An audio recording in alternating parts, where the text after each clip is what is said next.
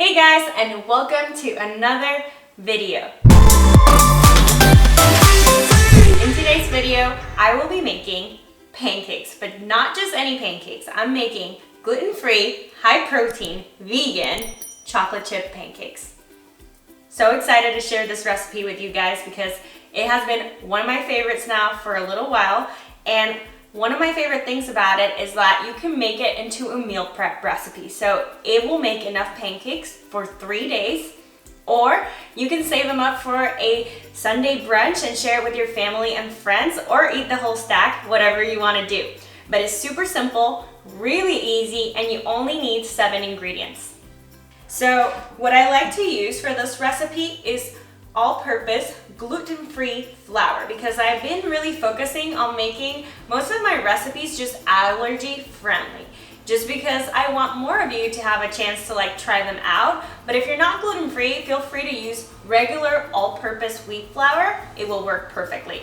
The other flour that you can use is oat flour or buckwheat flour, so you can take it wherever you want. If you have a couple, you can mix them up. Then the next ingredient is going to be the LIV BODY protein. Now, I love LIV BODY protein because I can cook with it, I can bake with it, I can drink it with like a frozen banana and some spinach and blend that up. It's really, really delicious. My favorite way is having it on pancakes or in my oatmeal. So it's an awesome, awesome protein, and I highly recommend it if you're in the market for a vegan protein.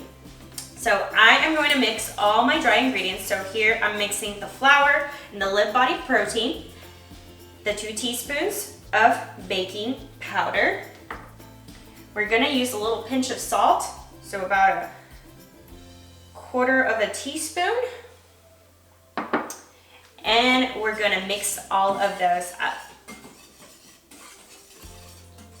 I wanna add the wet ingredients to the dry ingredients. So I am using pea milk, and you can use whatever milk you want, like plant-based milk, but I like the pea milk because it's really high in protein and it just ups the protein on this recipe. But feel free to use oat milk, almond milk, or soy milk. We're gonna add that to here. I'm gonna add some applesauce, unsweetened applesauce, and you guys, if you've been following me for a while, you know that I always use applesauce in my recipes. It's just a really nice binder, and it also sweetens up the recipe without adding any extra like sugar or stevia or anything like that. So it's a really, really good binder. A cool thing that you can do if you do not have any applesauce, you could switch out the applesauce for like a banana, so you can mash a banana and use it instead. But just have in mind, it will up the carbs in the recipe, since applesauce is a lot lower in carbs than banana, but it would make an amazing banana chocolate chip pancake. So we're gonna mix all of that up, and we're gonna add a little bit of vanilla extract, but today I am using almond extract. I really think it's just gonna bring out some even more amazing flavors and smell. I'm just gonna mix that all up.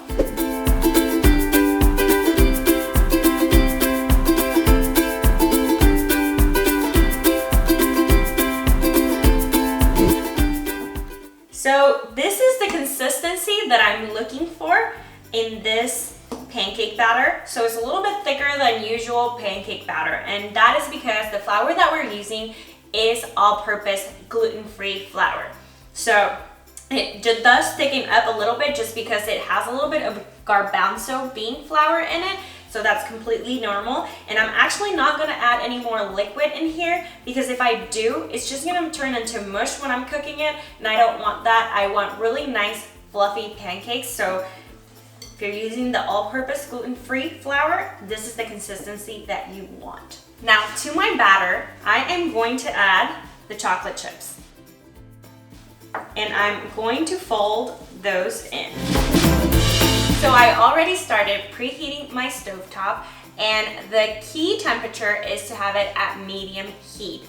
A little bit below for me because I'm using a gas stove, so you just have to play around with it, but usually anywhere from low medium to medium heat is just right for pancakes. I'm also going to be using 1/3 cup measuring cup, and that is so I can have every single pancake the exact same measurement, and I can split them into 3 equal portions for the week. So that's how I'm gonna be doing it. Let's get started. So very important to be using a non-stick pan, but if your pan is a little bit iffy, you can always use a little bit of non-stick cooking spray and just lightly spray it. And you can also use a ice cream scoop, but since I don't have one, a measuring cup will do. And what I like to do is like use a little spatula to make sure everything is in there.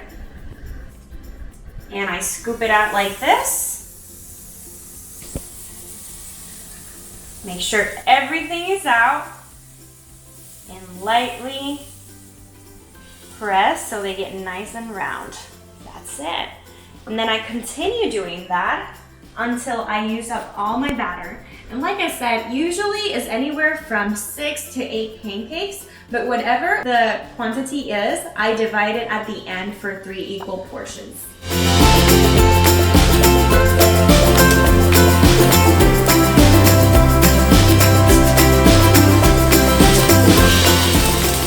These get super fluffy and delicious, and I can just already smell.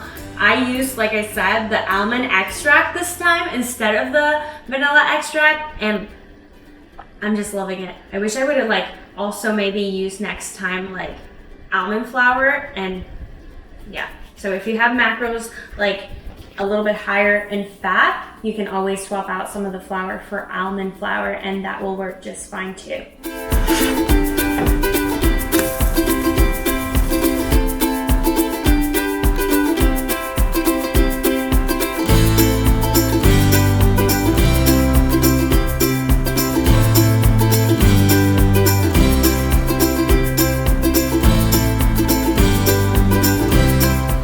Literally took no time to make, and you have pancakes for 3 whole days.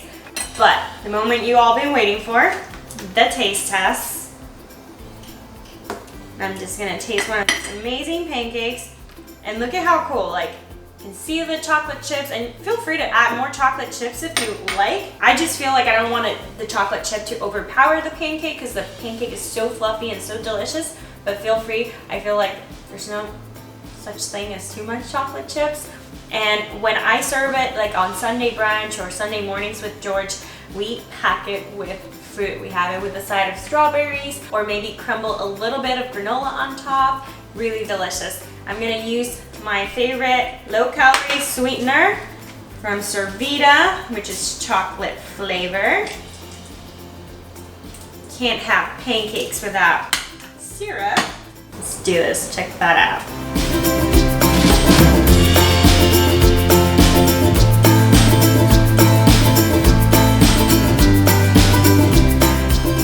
These are so good. Look at how fluffy they are, and with that almond extract, it's just absolutely delicious. When you let them sit overnight in the fridge in their little Tupperwares, it's almost like they continue thickening up on the inside and continue to cook. And I always like them even better the day after. So I usually make this a double batch and just make a ton for the whole entire week. I hope you guys give this recipe a try and let me know what should I make next. Like, I love creating more recipes for you guys, so let me know in the comment section down below. If you enjoyed this video, please give it a thumbs up and subscribe to the YouTube channel if you are new here. And I'll see you guys on the next one. Bye!